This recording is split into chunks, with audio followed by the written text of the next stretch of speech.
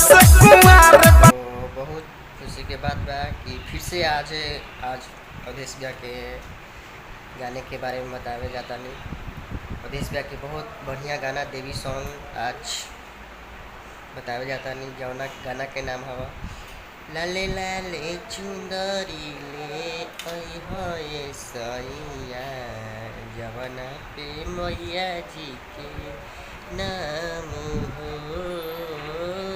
लाले रंग चुंदरी ले अइहे सैया जवना पे मैया जी के नाम हो। तो ये गाना आप सबके सुनने को मिली सवेरे के 6 बज के अवधेश प्रेमी ऑफिशियल पे 6:45 में। तो आप सब हुई ना जब भी एनवी वीडियो देखा था, देखे से पहले चैनल को सब्सक्राइब करी, लाइक करी या दोस्तों में शेयर करी। आप सबके नया नया वीडियो, नया नया चीज़, नया गाना सुनने को मिली आप सबके एनवी वीडियो में। तो आप सब हुई ना चैनल को सब्सक्राइब कर ली, लाइक करी या दोस्तों में शेयर करी। आप सबके वीडियो के लिंक डाल देते हैं थोड़ा बहुत। ये गाना सुबह के आप सबके मिली सुने के, तो हम हुई चैनल को सब्सक्राइब करी, लाइक करी, दोस्तों में शेयर करी। आप सबके हमेशा मिली जब तक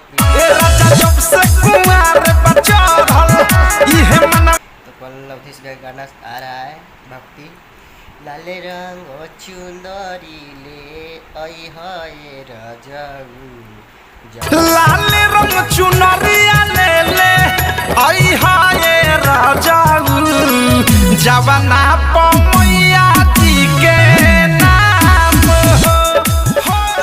प्यार दुला देते हैं ऐसे एहू गाना का प्यार दुला दी या चैनल को सब्सक्राइब करी, लाइक करी। छुआ के मिली अवधेश प्रेमी ऑफिशियल पे 6:45 पे देखे के लाले रंग चुनरी ले अइहे सैया जवना पे मैया जी के नाम है।